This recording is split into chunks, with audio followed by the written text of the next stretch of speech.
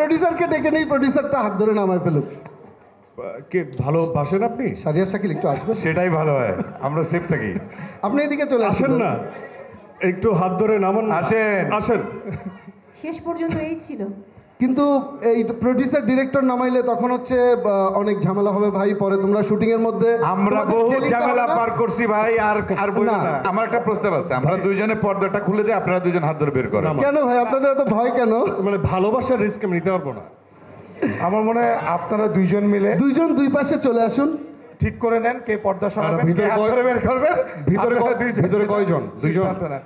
দেখা যাক। যা যা হ্যাঁ, যা তুমি তো যা ঢুকতেই যা চাচ্ছ। যা যা যা যা যা। এই বিসমিল্লাহ, হ্যাঁ নামাই। গান গাই, গান গাই। এসো এসো আমার পূজাচারীর জন্য একটা তালি। আমার মনে হয় যে হয়ে যাক। অনেক কাঙ্ক্ষিত আকাঙ্ক্ষিত আমাদের আজকে সব আর্টিস্টকে একসাথে পাওয়া, এটা আমার জন্য একটা আনন্দের ব্যাপার, যেহেতু আমরা আশীর্বাদ নিতেই আসছি। কাজেই পূজাচেরিকে দম টিমে অভিনন্দন, ওয়েলকাম অন বোর্ড।